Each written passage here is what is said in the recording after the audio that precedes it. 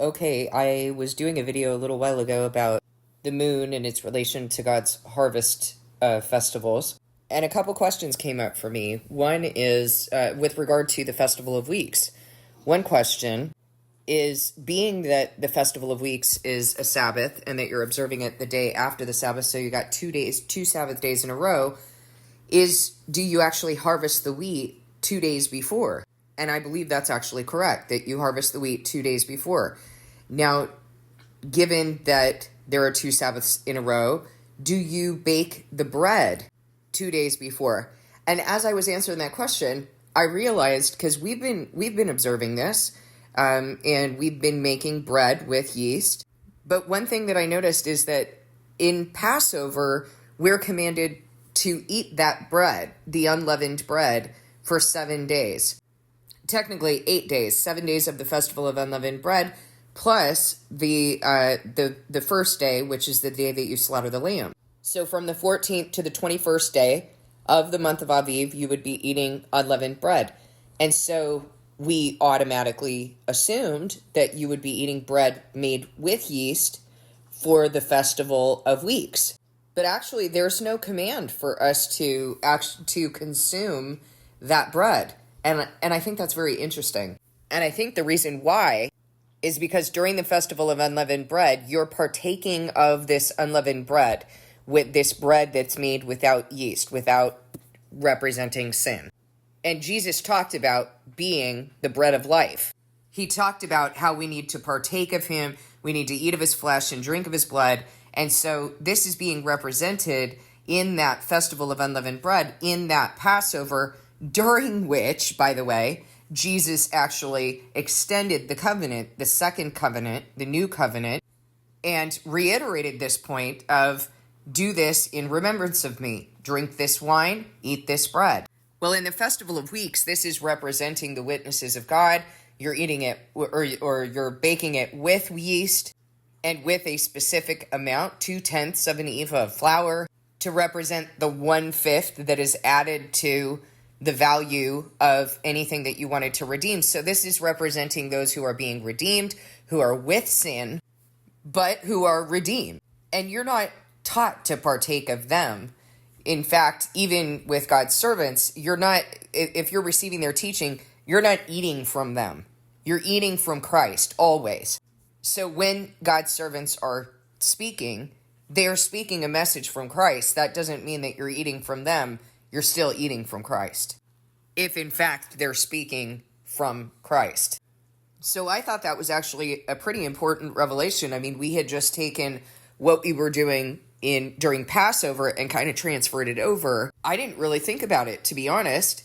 But that bread, that recipe, has specific meaning, and it would have been an offering to God. So how can we observe this as we are going through and observing God's holy days? Well, we can remember that we represent that bread, and so we present ourselves to him as living sacrifices. We remember the value that is added to us in order to be redeemed. Now, in Exodus 12, when talking about the Passover and the Festival of Unleavened Bread, which is part of the Passover, it says, "For 7 days you are to eat bread made without yeast. On the first day, remove the yeast from your houses. For whoever eats anything with yeast in it from the first day through the 7th must be cut off from Israel. On the first day, hold a sacred assembly, and another one on the 7th day. Do no work at all on these days, except to prepare food for everyone to eat. That is all you may do." So it seems to imply that cooking is actually okay on these days. Now, there's another context of scripture that says, do not light a fire, kindle a fire on the Sabbath. Do not light a fire. It doesn't mean that a fire can't be kept going. It means you cannot light a fire. So, for example, when Reform Judaism is saying, you've commanded us to kindle the lights of Shabbat. No, he hasn't. You don't light a fire on the Sabbath. You can have a fire going, you cannot light it on the Sabbath, because that requires different work. However, you have to understand that people were cooking on the Sabbath. You're not going to go out and harvest. You're not going to go gather that manna. You're not going to harvest this wheat on the Festival of Weeks. But people were cooking. They were preparing the food. Even at the temple, they were preparing the food. So I believe, and let's all discern this together, we want to make sure that we're speaking on the word and that there are witnesses. And that's the reason why I'm telling you, okay, these are the places in Scripture that confirm what I believe is the truth. I believe that it is okay to prepare the food on the Sabbath. I do not believe that it is okay to do the work of lighting a fire on the Sabbath. I do not believe that it is okay to go and harvest out in the field on the Sabbath. So these are things that I believe would have been done previously. So in terms of the Festival of Weeks, I believe that the harvest would have occurred at least 2 days prior to the Festival of Weeks. So the Festival of Weeks is on the 16th. The 15th is a Sabbath. The harvest would have had to have occurred before that in order for this, first fruits bread to have been made and brought to God as an offering. So I believe it would have taken place on the 14th day of the month. Another thing that kind of got crossed over from the offering of first fruits, because on the offering of first fruits, you're observing it the day after the Sabbath, but it's not a Sabbath. So you're actually harvesting on that same day. And this kind of got crossed over in my own mind with the Festival of Weeks, is that I started thinking, okay, you're harvesting the wheat on the Festival of Weeks, but that's not true, because the Festival of Weeks actually is a Sabbath as well. So being that it's a day of rest, being that it occurs the day after a Sabbath as well, you would have had to harvest at least by the 14th of the month.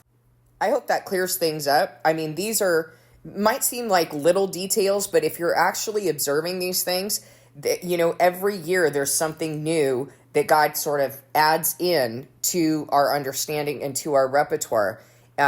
Not just in terms of symbolism and his heart, but also in terms of the stipulations and in order for us to obey more accurately. And I really appreciate that he does that. It wasn't something, like we've been trying to do this from the beginning, but we have literally messed it up and not done it correctly. Every year there's been something that he's taught us. And I don't think that I don't think that's bad. It just shows how important obedience is in order to be perfected, because we think that we're doing something right, and then we learn as we go what else needs to come out of us, what else needs to be perfected, what else needs to be corrected. And it's all part of this perfecting process. If that's not happening with you, there's a problem. I'm so grateful that God is investing in me. I'm grateful that he's investing in the body to make sure that we're on the right track. Please discern this message with God. And if you have any scriptures, anything that you're discerning this alongside us, and you come across scriptures and you're like, well, what about this? Please be part of the dialogue, be part of the conversation. It's really important that we're discerning this together. And not from our carnality, but always, always by the Spirit of God.